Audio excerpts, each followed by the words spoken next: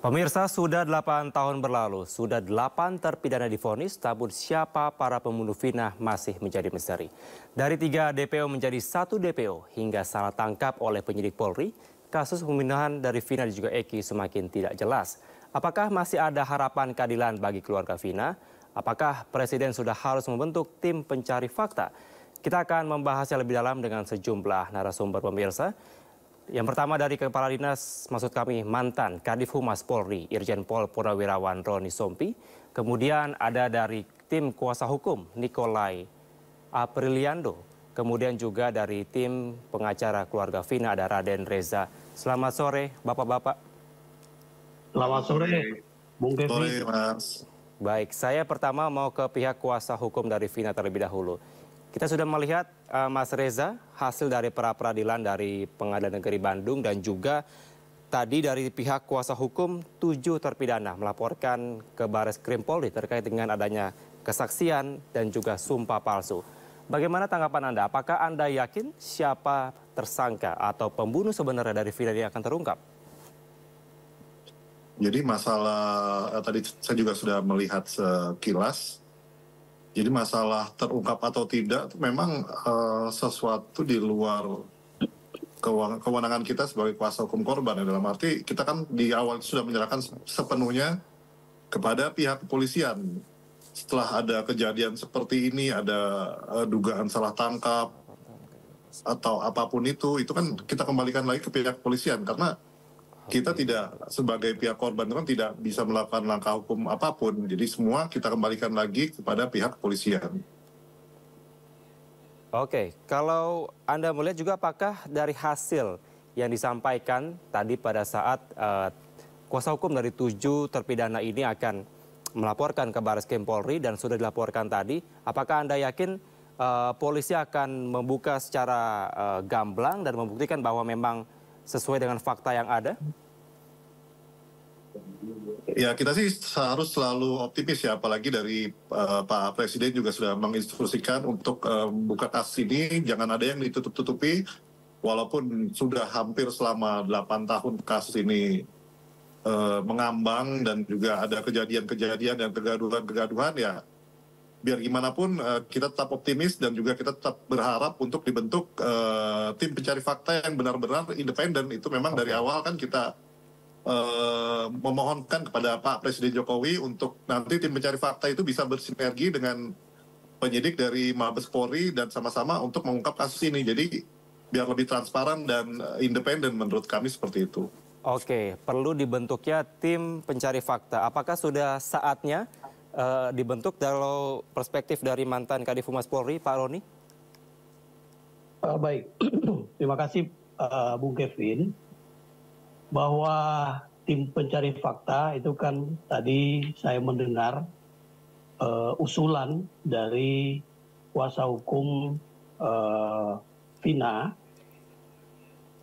Pak Hotman Paris. Nah, kebetulan hadir di sini Pak Raden Reza. Saya kira dari Mabes Polri selaku penanggung jawab pembinaan dalam rangka penyidikan di Polri tentu sudah melakukan langkah, karena kalau Bapak Kapolri sudah memberikan perhatian, pasti Kabar Eskrim Polri terutama Direktur Reserse Tindak Pidana Umum itu pasti akan turun dan pasti juga akan dibantu dengan perangkat-perangkat yang lain, karena berkaitan dengan scientific crime investigation. Ini Polri punya laboratorium forensik Polri, juga punya Inafis Polri yang berusaha untuk mencari jejak-jejak. Walaupun kasus ini sudah 8 tahun yang lalu, saya kira seluruh perangkat yang ada di Mabes Polri itu akan all out untuk mengayomi, melakukan backup operasional untuk mengkaji kembali temuan-temuan pada saat melakukan scientific crime investigation pada tahun 2016. Ketika kasus itu memang awalnya dilaporkan kasus kecelakaan lalu lintas, tapi kemudian berubah menjadi kasus yang dicurigai kasus kekerasan yang menimbulkan meninggalnya korban 2 orang, Eki dan Vina. Jadi dengan demikian, evaluasi yang dilakukan oleh Mabes Polri bersama-sama Polda Jawa Barat, karena penyidik terhadap Peggy Setiawan yang belakangan ini tentu perlu kita cek kembali apakah juga penyidik pada tahun 2016 mungkin bukan lagi. Sehingga berkas perkara yang lama yang sudah menjadi putusan pengadilan yang berkekuatan hukum tetap melalui Pengadilan Negeri Cirebon itu kan perlu dicek kembali. Jadi dengan adanya putusan pra-peradilan di Pengadilan Negeri Bandung 2 hari kemarin, saya kira ini menjadi bahan introspeksi, ya, bahan introspeksi untuk mengkaji kembali bagi penyidik Polda Jawa Barat dalam pembinaan dan backup operasional dari Barreskrim Polri. Demikian, Bu Kevin. Oke, prosesnya kira-kira berapa lama itu Pak Roni? Apakah bisa langsung segera dieksekusi atau seperti apa? Ya menurut kebiasaan saya ketika masih di Polri, saya kira tentu memerlukan gerakan yang segera, ya. Tentang waktunya itu saya kira bagaimana mereka melakukan jemput bola, ya, sikap proaktif untuk memberikan ya jaminan kepada masyarakat, terutama keluarga Vina dan keluarga Eki, tentang bagaimana mengungkap kasus ini secara lengkap. Karena di dalam dakwaan jaksa penuntut umum di tahun 2016 di sidang Pengadilan Negeri Cirebon, kalau kita lihat putusan pengadilannya itu kan mendakwakan ada 11 ya tersangka, diantaranya ada 3 yang masih menjadi daftar pencarian orang. Oleh karena itu harus dikaji kembali. Saya kira dengan pengkajian yang betul-betul dilakukan secara komprehensif, hal ini akan membuahkan hasil yang maksimal. Demikian, Bu Kevin. Oke, saya mau ke Bang Nikolai terlebih dahulu. Tadi dari pihak kuasa hukum 7 terpidana kasus Vina dan Eki telah melaporkan ke Barreskrim Polri. Nampaknya diterima dan juga banyak sekali sorotan dari masyarakat terutama publik terkait dengan kasus ini. Bagaimana Bang Nikolai mengharapkan dengan proses ke depannya? Karena tadi kalau dikatakan dari Bang Roni tentu secepatnya, tapi yang pasti perlu ada langkah konkret dan juga tegas kira-kira kapan harus dilakukan. Apa harapan Anda Bang Nikolai? Baik, terima kasih. Jadi perlu kami sampaikan, sejak kami kedatangan dari keluarga terpidana, ibu maupun kakak mereka, ayah mereka, di Pradi Tower, DPN Pradi. Waktu itu saya menerima bersama Prof. Otto Hasibuan dan Dewan Pimpinan Nasional lainnya. Kami sudah mendengarkan apa yang menjadi keluh kesah mereka, dan mereka membawa berbagai berkas, bukti-bukti yang ada, dan kami pelajari semua itu. Tibalah kesimpulan kami bahwa kami harus melakukan peninjauan kembali atas peristiwa ini. Yang kedua, perlu saya sampaikan juga bahwa dengan adanya putusan pra-peradilan kemarin tentang Peggy Setiawan, kami juga menemukan beberapa fakta bukti baru yang perlu kami sampaikan dalam novum kami nanti pada saat PK. Nah, kenapa kami melaporkan Aep dan Dedek ke Mabes Polri pada hari ini? Bahwa itu ada benang merahnya keterangan Aep kepada Ibtu Rudiana. Jadi ini semua bertitik pangkal dari keterangan Aep kepada Ibtu Rudiana. Pada saat itu, Aep diminta oleh Ibtu Rudiana untuk memberikan informasi tentang siapa-siapa pelaku-pelaku dari peristiwa itu. Dan Aep situ menceritakan pelaku-pelakunya ada 11 orang. Kemudian Ibtu Rudiana meminta kepada Aep supaya kalau melihat para pelaku itu berkumpul di tempat ini, maka diinformasikan ke Ibu Rudiana supaya dapat ditangkap. Nah, pada saat itu, 3 hari kemudian setelah peristiwa itu, para pelaku yang dikatakan oleh AF itu datang berkumpul di TKP, di flyover itu. Ya, 11 orang itu datang berkumpul, dan situlah AF memberikan informasi kepada Ibtu Rudiana, kemudian Ibtu Rudiana bersama beberapa orang tim dari Polres datang menangkap mereka. Nah, peristiwa inilah yang kami melihat, ini terjadi suatu informasi awal yang dilakukan oleh AF, sehingga AF itu mengetahui kejadian tersebut. Walaupun dalam cerita AF, peristiwa itu malam. Nah, dan AF melihat dari jarak 100 meter. Dan gelap, dan pada saat itu hujan juga. Nah, pertanyaan kami, apakah mungkin para pelaku kejahatan, pembunuh, setelah melakukan pembunuhan atau kejahatan, mereka kembali ke TKP, ke tempat mereka melakukan kejahatan itu. Ini secara logika hukum yang waras, tidak mungkin itu terjadi. Nah, tapi anehnya, itu disampaikan oleh si AF kepada Ibtu Rudiana, dan terjadilah peristiwa penangkapan itu.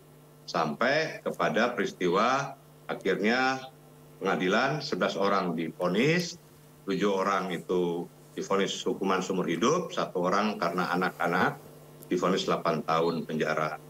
Nah, inilah yang menjadi satu benang merah kami untuk melaporkan AF masalah ini. Kemudian juga kami berusaha untuk mengumpulkan bukti-bukti lain yang akan menjadi novum bagi kami untuk pengajuan PK. Salah satu bukti lain adalah pengakuan dari Kapolri bahwa pada saat tahun 2016 itu penyidik tidak secara prosedural melakukan penyidikan berdasarkan scientific crime investigation. Nah, ini adalah suatu pengakuan yang sangat-sangat gentleman yang dilakukan oleh Kapolri untuk mengkoreksi kinerja bawahannya ini. Itu diucapkan oleh Wakapolri pada saat yudisium PTIK beberapa waktu yang lalu. Di samping itu juga, dengan ada putusan pra-peradilan ini, kami melihat bahwa Peggy dijadikan tersangka itu atas keterangan AF juga, dan juga atas keterangan Sudirman. Nah, sehingga Peggy jadilah tersangka. Nah, peristiwa yang dikatakan Peggy sebagai tersangka itu, ini akhirnya setelah kita melihat dari putusan yang ada, di dalam putusan itu mengatakan Peggy alias Peron. Sehingga hakim berkeyakinan bahwa ini error persona, di samping itu terjadi salah prosedur dalam penangkapan, penahanan, dan pemberian status tersangka kepada Peggy. Nah, inilah fakta-fakta, beberapa fakta, dan masih banyak lagi fakta lain yang kami kumpulkan. Di samping itu ada sekitar 10 orang saksi di luar yang saat ini yang terjadi. Kami sudah mengumpulkan mereka, dan mereka menyatakan bahwa mereka siap menjadi saksi dan mengetahui bahwa 9 orang yang saat itu berkumpul di rumah Pak RT itu ada, dan memang nyata kumpul di rumah Pak RT. Walaupun Pak RT serta anaknya Kavi membantah itu semua, yaitu sah-sah saja mereka membantah. Tapi perlu dicatat bahwa pada saat mereka berkumpul di warung Bu Ning, itu Kavi ada dengan Kavi sendiri yang membawa minuman ciu itu, membagikan minuman ciu itu kepada anak-anak tersebut. Nah, kemudian setelah mereka mabuk, mereka diusir oleh Bu Ning, mereka pindah ke rumahnya Hadi, kemudian dari rumah Hadi mereka pergi menginap di rumah Pak RT. Dan yang membukakan pintu itu adalah Kavi, anak dari Pak RT, setelah mengambil kunci rumah itu dari bapaknya, dari Pasren, Pak RT waktu itu. Jadi ini fakta-fakta yang kami dapatkan, dan kami juga melihat bahwa para terpidana ini pada saat kejadian, mereka tidak ada di TKP. Mereka itu berkumpul di tempatnya namanya Abdullah Pasren. Di rumah itu mereka tidur sampai pagi di situ. Jadi tidak ada persesuaian keterangan saksi Abdullah Pasren, kemudian keterangan dari AEP dan sebagainya, barang bukti juga, masalah barang bukti dikatakan ada dipergunakan batu, kayu dan bambu. Nah di situ dan samurai, di situ pun tidak pernah terungkap di dalam otopsi atau di dalam visum et repertum atau di dalam teknik investigation, sidik jari yang melekat pada barang bukti itu, termasuk motor yang dipergunakan untuk mengangkut korban si almarhum Eki, flyover dan Vina itu. Pertanyaannya, ada 3 orang dalam putusan pengadilan itu, ada 3 orang yang dinyatakan DPO.